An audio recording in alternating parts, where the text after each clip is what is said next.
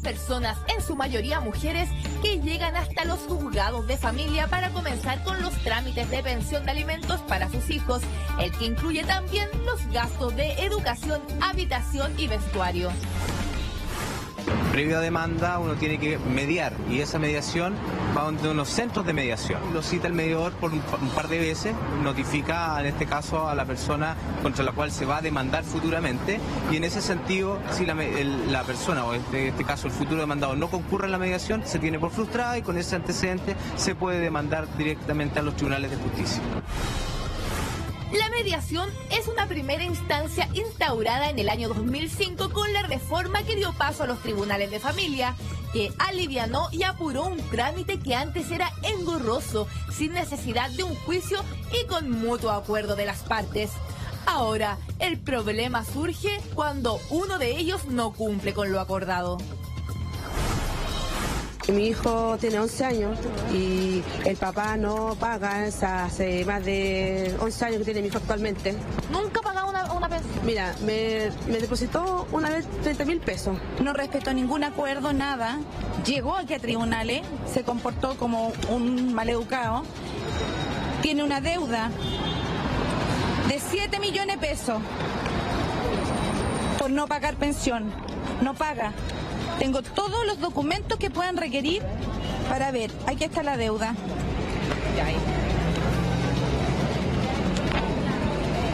6.317.320 pesos.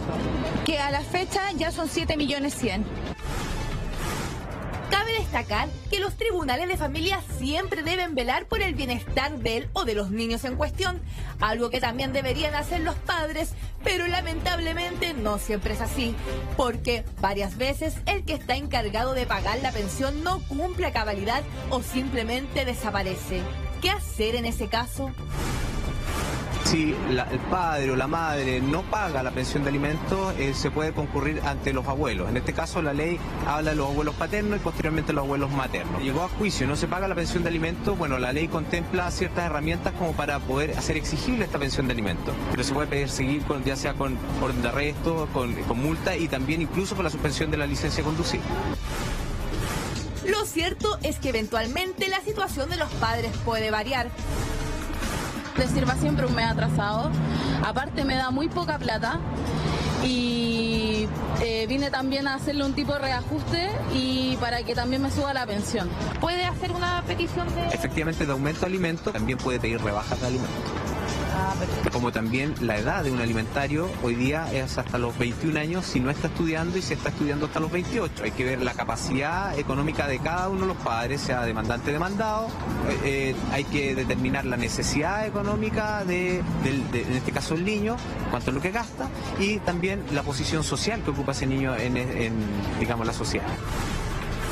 Otra duda que surge en cuanto a este tema es sobre cuánto es lo máximo y lo mínimo que se puede pedir al responsable de pagar la pensión. Hoy día el ingreso mínimo mensual son 264.000 pesos. Por lo tanto, la ley 14.908 contempla, por ejemplo, el evento de que uno de los padres solamente tenga un hijo, o sea, un alimentario, por ejemplo, estaría obligado por presunción a pagar el 40% en ingresos, que hoy día equivale a 105.600 pesos. Si existen dos o más hijos, tendría que pagar la suma de un 30% en ingreso mínimo mensual, que creo que aproximadamente son 79.200, si no me equivoco. Sin duda es lamentable que sigan existiendo tantas causas de este tipo en los tribunales, considerando que estamos hablando del bienestar de nuestros hijos y si bien han habido avances, todavía queda mucho por crecer como sociedad. Está con nosotros un tremendo abogado para ayudarnos a entender un poco toda la compleja faramaña respecto de las pensiones alimenticias. Veíamos en la nota el caso de una mujer que decía 7 millones y tanto de pesos. ¿Cómo es posible que se acumule tanta pensión alimenticia y que esa mujer no logre cobrar ese dinero? ¿Por qué se junta? Porque la persona no exigió durante mucho tiempo la pensión de alimento o no ejerció los recursos que la ley contempla.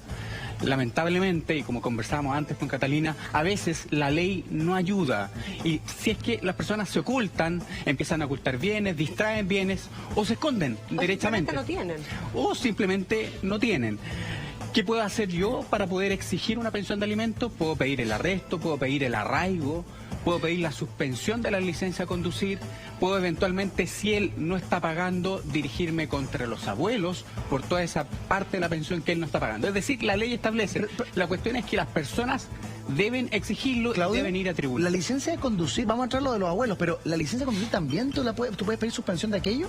Así es, por un plazo de 30 días, 60 días, por el tiempo, en la medida que hayan reincidencia, se puede ir ampliando ese plazo. Incluso yo puedo retener la devolución de impuestos. Hasta la devolución de impuestos. Hasta la Si no devolución. tiene Es como nada, sagrado. o sea, si él no tiene ni un impuesto que representa, o sea, que demostrar que está ganando, ¿cómo lo hago? Porque generalmente estos tipos son chuchullos y no pagan porque tampoco acreditan que tienen ingresos. Se la saben por libro. Porque, claro, se la saben por libro. O sea, siempre tienen alguna excusa como para salir de la legalidad, digamos, del sistema. La cuestión es cuáles son los medios de prueba que tengo yo para poder perseguir a esta persona. Eventualmente, una persona que empieza a ocultar bienes, incluso los terceros que facilitan este ocultamiento de bienes, también pueden estar cometiendo ni siquiera un delito civil, sino un delito que les puede significar la cárcel. ¿Qué me sirve como prueba? Tú hablas de los medios de prueba que yo tenga para demostrar. ¿Qué sirve como prueba? Por ejemplo, ¿Testigos? escrituras donde empieza a distraer bienes y donde estos terceros, a quien yo le distraigo los bienes, a quien yo le transfiero esos bienes, si hay mala fe, derechamente, solamente con el objeto de distraer y perjudicar la pensión de alimentos. Si un hermano, por ejemplo, Eduardo tuviera que pagar pensión alimenticia y él no quiere figurar con tantos bienes y le traspasa al hermano, el hermano también es cómplice en este caso, ¿se puede demostrar que es cómplice? Sin duda. Con la escritura. Sin duda. Con la escritura. Si es que no hay transferencia de dinero en esa operación, si es que la parte que compra no tiene los bienes necesarios para poder, en el fondo, justificar que él está comprando esa casa, por ejemplo, o un auto, por supuesto, ese tercero puede estar metiéndose en un grave problema. Claudio, por ejemplo, a mí personalmente me pasó, yo tuve un juicio de familia durante 6 años, los cuales me gasté mucha más plata de lo que he recuperado, y aparte, bueno, del mal tiempo, digamos. Esta persona finalmente ya va con reclusión nocturna, con una serie de castigos que le da la ley, pero sin embargo tampoco paga. Y lo que yo no quiero ni castigarlo, no quiero quitarle la licencia de conducir, no me interesa hacerle daño a él. A mí lo que me interesa es tener la plata para poder mantener a mis hijos. Entonces, finalmente, claro, el gallo le da lo mismo, se queda durmiendo en la capacha por un par de días, semanas, no tengo idea, pero sin embargo el Karen Alga sigue sin pagar la pensión. Entonces, finalmente, ¿de qué nos sirve hacer eso? Para nada. Entonces, yo ya me aburrí, finalmente prefiero no gastarme, ni estar más arrugada, ni pasarlo mal, ni pelear con la persona. Entonces, finalmente, claro, él ganó, no paga pensión alimenticia y soy yo la que me hago cargo. Lo que uno esperaría es que a veces la ley no va a solucionar todo. Uno espera, sinceramente, que las personas y los papás cumplan una obligación moral, un compromiso que tienen con sus hijos. Y ningún tribunal, ninguno, sea en alimentos, sea en visitas, sea en cuidado personal, ningún tribunal va a resolver frente a una persona que no va a tener ningún tipo de compromiso con sus hijos. Y eso lo va a tener a los 5 años, a los 10 años de su hijo. Entonces, lo que uno tiene que buscar a veces en tribunales es, a veces, darle las facilidades. Ya, ¿cómo puedes pagar? Dame bienes. ¿Cómo? Ya, asegúrame que voy a estar en la casa, no me voy a mover de esta casa, para poder garantizarle al menos una mínima estabilidad a mis hijos. Claudio, el caso de la Cata es bien impactante y bien impresionante y se repite mucho, y se repite muchísimo. Yo te quiero un consejo para las mujeres que se están separando o para las parejas que se están separando. De pronto se separan y terminan como en buena. Se establecen como ya, yo voy a aportar con tanto, cumplen un ratito, 3 meses, 4 meses, 1 año, ponte tú 2 años si es buen papá. Pero de repente se desaparece. Esa mujer puede hacer algo 2 años después, 3 años después, 5 años después. Es buena pregunta. Cuando las partes se separan, a veces está la culpa de una de las partes y eso hace que esa parte firme todo lo que haya que firmar. La principal recomendación es que los acuerdos de palabra en materia de pensión de alimentos, en materia de visita, no sirven. No corren, nada. Hay que ponerlo por escrito. Recomendación, firmar una transacción en una notaría y presentarlo en tribunales para que cuando él no cumpla, no tener que esperar 6 meses de ir a mediación, después demandar, etcétera, sino al mes siguiente o a los 2 meses, ella puede exigir ya, por ejemplo, un arresto, un apremio o algún tipo de embargo. La recomendación entonces es hacerlo de inmediato y no esperar tanto tiempo para ejecutar todo lo que haya que hacer en el proceso para poder recuperar la plata de la pensión. En el Es fondo. que ese es el momento, porque ¿cuál es el principal argumento que debiera existir aquí? Quiero estabilidad, quiero tranquilidad, quiero el bienestar para mis hijos. O sea, y por favor, el proceso ya es difícil. Yo lo que siento es que con la gente, como te has fijado, y pasa también en reuniones de trabajo, no sé, cuando tú llegas a un acuerdo de palabra, yo opto siempre por el mail, de acuerdo a lo conversado, tal, y la gente como que realmente, oye, tú no confías en mí. No es que no confíe, sino que he aprendido a que las palabras se las lleva el viento. Punto uno, lo que tú dices tienes toda la razón. Aunque sea un momento doloroso y todo, hay que dejarlo por escrito en notaría. Y punto 3, esto es una reflexión mía y yo sigo sin entender y nunca voy a entender ni empatizar con los hombres que se desliguen de sus responsabilidades como papá. Lo encuentro de una bajeza que ya me da lo mismo la ley, tener que perseguirlo y todo. Alguien que se desligue, que es capaz de pasar sus bienes o declarar menos de la renta que tiene para no pagarle el colegio y la alimentación a sus niños, es un gallo que no merece, por lo menos para mí, nada. Claudito, yo te quería preguntar, porque tengo, bueno, desgraciadamente muchas amigas que están pasando por lo mismo, y llegan a un acuerdo, ¿cierto? En tribunales, claro, la pensión va a ser de, no sé, 70.000 pesos, por poner una cifra. Pero resulta que todos los meses no son iguales en la vida de los niños. Entonces de repente los cabros se enferman, tienen gastos extras, bueno, marzo, remedio, es que etcétera, etcétera, cumpleaños, para recreación. Y yo veo a las amigas que tienen un cuadernito donde van pegando las boletas de los gastos, entonces de los extras. Y los papitos corazones, che, ya te pagué la pensión, pues tengo una piedra en el pecho que ya te pasé las 70 lucas. Pero todos esos extras, háblese remedio, se le rompieron las zapatillas, se le qué sé yo, no cuentan, o sea, no figuran dentro de la pensión se cerró y no hay opción de estos extras. Pero ¿cuáles son las necesidades de los niños? Salud, ¿no es cierto? Educación. Entretención. Vestimenta. El niño se tiene Recreación. Recreación. ¿Qué más? Alimentación. Vivienda. Esos ítems son los básicos. Y yo tengo que establecer dentro de este acuerdo todos esos ítems y tengo que saber cuánto voy a gastar. Si yo tengo vivienda, no solamente es el arriendo, son los consumos de los gastos básicos. Por ejemplo, internet, luz, agua, gas. Los niños van al colegio. Los meses de marzo tienen gastos extraordinarios, ¿no es cierto? Y por lo tanto, en la pensión de alimentos se debe establecer ciertos bonos extras, por ejemplo, en el mes de marzo o meses complicados. Para ciertos meses. Para ciertos meses. Si el niño tiene alguna enfermedad, yo tengo que establecer también de quién va a ser carga ese niño.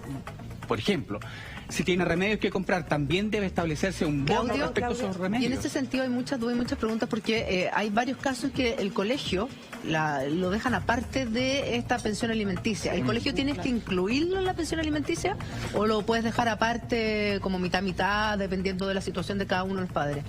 Para el pago de los alimentos se determina la capacidad económica que tiene cada una de las partes y por lo tanto el proporcional es en base a todas las necesidades de un niño y eso se tiene que distribuir proporcionalmente respecto a los ingresos de cada parte. El colegio es parte de esas necesidades. Hay que incluirlo y no solamente la colegiatura, sino también la matrícula, centro padre, la lista de útiles. Lista útil en el mes de marzo. Claudio, y pasa mucho que cuando las parejas se separan, lo que yo he visto es que el hombre tiende a decir como, ay, no le voy a pasar más plata a esta para que se la gaste. Puede ser que se fije, por ejemplo, tú no me pases la plata, por ejemplo, del colegio, de la ISAPRE, sino que paga tú directo al colegio, paga tú directo al ISAPRE y lo que sea entre eso y eso, ¿se lo puede pasar? ¿Es un porcentaje a la mamá? Depende si él ha pagado oportunamente. La ley establece ciertas posibilidades de que el pago directo, en la medida que él pague, no hay ningún problema.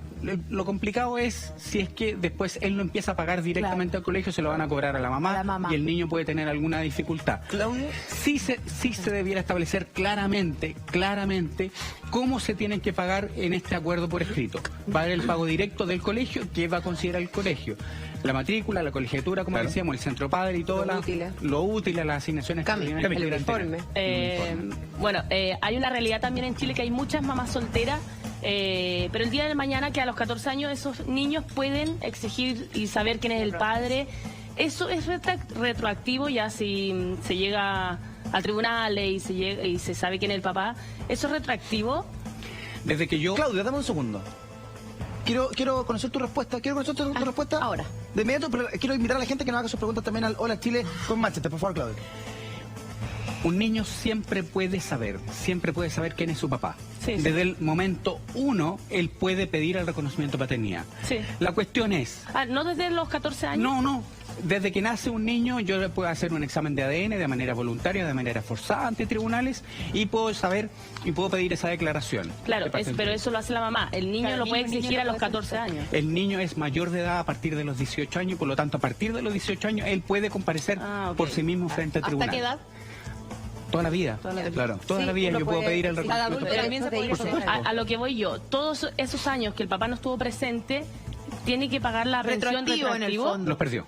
No es con efecto retroactivo, es a partir de que existe una sentencia judicial o a partir que existe una obligación en un acuerdo firmado.